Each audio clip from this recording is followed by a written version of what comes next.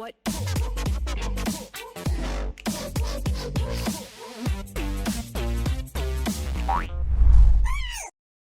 On their day, they can be so impressive.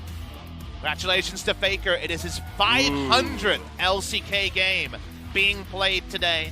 Greatest of all time adds another accolade to his list of those. Very well against Morgana as well, but they're non-standard, right? This is something that definitely makes you not want to consider certain picks. We'll be going Karma, which is another champion that beats Morgana in the 2v2 because you can poke out the Black Shield on command with your Q. Right? Yeah, I was thinking about that. Just, you know, first pick, take it away. And Sandbox are going to give credit for that. Will we see the return of the Renekton? Good into the Aatrox, as you were pointing out, but now we know it can be flexed on the side of SKT. Which is important because it can follow the Aatrox if we do see an LEC style mid lane. Because LeBlanc into Taliyah, Faker's LeBlanc, that could be the choice here. But Karma mid not bad against Taliyah. So this is where, actually, even if they weren't intending it, they might start considering flexes. I assume it's going to be Karma's support for the matchup. Okay. And Echo is going to be the lock-in. Another pick that's known. These assassins into Taliyah are a way to go. And we're going to see Faker's AP Echo into BEAUZ Taliyah. We're here from Texas. High New Skins. Please go Faker. Well,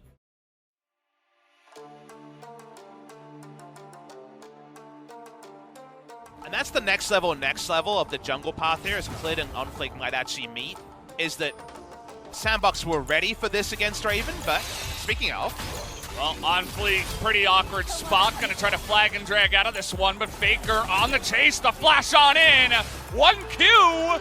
He is gonna be able to dodge it there, so not quite able to pick up the kill. They have the tonic to that. They put down a ward on the Raptors. They see that Clid is going for that same start. Speaking of Clid, looking for another potential gank here.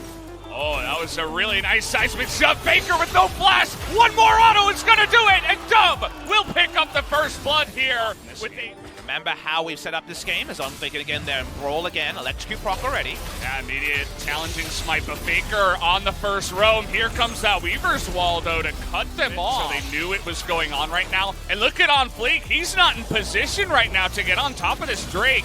Ghost thinking about it here with the steal, not quite able to do it as they're not going to get that first dragon, but they're looking to take down Shelly here, and it looks like SKT will give it up, especially once they see Joker coming in. And this is a really big win for Father to use his ultimate to get on top of Onfleek and steal that one away. You mentioned the aggressive trades. That's all Echo has to do over and over to try to push Dove out, but importantly, Dove has blue buff, but we're trying to set up a 4-man dive here. Dominus on Khan as we're going deep. Dove trying to skate away here. That was an amazing escape, actually, as now the Teleport going to come in. The flash now onto the Aatrox, but a lot of damage already coming out here. Summit has to back away, but in comes Joker from the back, and a big wabam cataclysm into the backside. But Faker able to do that first damage with the Echo, gets back in there. Perfect timing on the stopwatch, but still the Aatrox is going mad in the back line. Gets those autos down, but eventually comes down as Teddy rotates up and goes. Well, this is a bit awkward for him. He is going to avoid that stun, but can he get away from the damage? Already the feathers are out there, predicting the flash, and Teddy Ghost doesn't invest his time and goes down as insult upon injury. In the end, a 4-for-2 trade. As we get to watch the replay here, and with the benefit of hindsight, I think Sandbox do quite a lot of good stuff, but they're never going to have as many members as the enemy. Clid actually steals the Morgana ultimate as Echo flew in for a lot of burst damage. Faker, great timing on that one. You can see I say perfect timing a lot in the play-by-play, but there was actually a lot of stopwatches used as well in the fight. It was a critical one here early on in the game. This is the prediction on the feathers. Just saying, I know you have to flash this way. That was the strike they were looking for. Here's a strike onto Inferno. TP gonna be forced. And they're looking to turn right now onto that Renekton. Khan trying to get away, but Seismic Shove puts him in the grave. Turret somewhere. This, of course, was one that was already very low in health. Here we go. Okay, so 2 turrets will go the way of Sandbox. Maybe They're looking some for more. Yeah, let's see here if they can get on top of Faker. He's just going to burst damage from the jungle, that is for sure. And, well, enough about Talia. We got to talk about this Aatrox, who is in a bit of a wonky spot. We got Joker and OnFleek coming on down, though, turning into a bit of a 3-on-4 against the Echo in combat. But, well, he got a little bit too close to the sun here. And Dove might be regretting his decision as Faker's going in under the turret, one-on-one. We got a Sylas coming in as the ultimate is going to be used. Heal comes on down from Dove. Nice flash away, but do they have the damage? Morgana comes in and will save her life at the last possible second as the dive will not go well. They're just trying to run around and cause distractions because two of their members have gone down. Another seismic shove. This guy's a monster on the Talia. Oh, we got Khan coming in here. Level 13. He's got a full rage bar. We do have the jungler coming in. Clid trying to make it happen. Stun comes down already onto the Morgana who gets burst down. And with the teleport. Outplay onto two members here was insane. We're going to watch the replay. Because remember, when do you flash, when do you heal as a consideration. Walks out, and the only reason Faker ults out is because Sylas is here to mop up the kill. They assume it's going to be a freebie as Clid runs in. First a heal for movement speed, then a flash away. Seismic shove. How do you press your button so damn well, you might ask? TP in from Aatrox to get the kill onto Faker. And you know what the best part is? He didn't go for the Banshee Veil. He built the Morellonomicon. He knows which way is up. It ends up being a smart Talia in a long lane, gets solo killed by an Echo. And here is Talia, like we mentioned, going for a combo play. This is what I was talking about. You can change the game here, especially in Pro. Nice dash away from that seismic shove. He is going to flash too. The chase.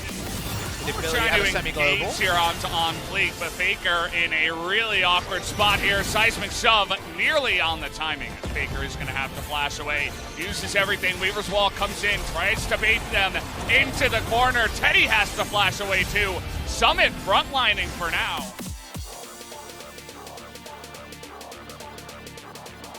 Going to stay leashed. This is one Sandbox should want to fight. A binding here from Joker is actually going to be a killer onto Teddy. Oh, Summit going in once again. Stopwatch is going to be down here, but he has to flash away in the smite. It goes to Clid. SKT now a triple Inferno. The binding going to come down onto the Renekton, but Sandbox can't get anything else. After that one, the stun comes in. Clid trying to force this again. Already a lot of AoE damage coming on in. But they're still taking it very, very slow. Faker now with full health, trying to lead the charge in here. Can't quite get a kill just yet as Khan against Summit, one-on-one, but now Clid comes in and it's gonna ruin their party as the two-on-one will get the kill. Oh. And Dove immediately gonna take away that Zaya, and all of a sudden the fight is gonna be turned. Faker here has his ultimate, trying to come back to his teammates. Will be able to do that, and now a teleport comes in. And Sandbox is trying to run away as much as possible. OnFleek looks like he will get that flag and drag just on time. As now Ghost going one-on-one here. Couple of crits could do it. He's flashing in. He'll get one. And that is why this guy is 8-2 on the Draven for now. And the action never seems to end as Ghost is still on the run. Exactly, he's trying to just tank aggro to allow for the resets. They don't have the teleport SKT does. Melee range though, Draven versus Renekton. Resume your lungs. I think you can hold on to it for this one. About Flash, I believe, in the previous fight. So, a pick here will be big on both sides. Ghost, did you just walk too far? In comes the Sylas on his own wall that he stole earlier on. And they have the damage to take out two, make it 3.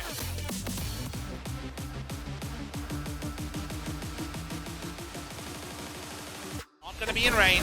Yeah, that's now Jungle Talia. Keep that in mind. Summit trying to go in. Can they have the burst damage? No, the smite will be good as it goes in, but who is going to be going down? First, Clid is going to be the only death, but Summit still on the chase. And here comes Dove into 3 of them, actually, and it's going to be immediately decimated as he's just trying desperately to chase him down. And now Ghost in the front line against an Echo will not be able to stand up to him.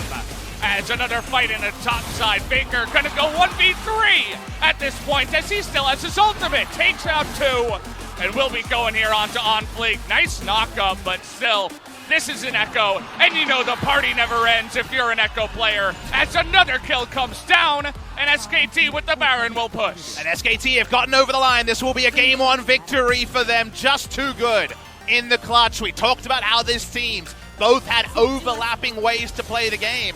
When it came to making those calls, to finding their man, SKT were just that much better in the clutch. And in the clutch, SKT take a 1-game lead in our best of 5.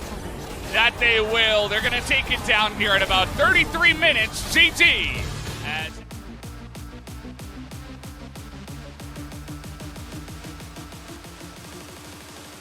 If only we could travel back.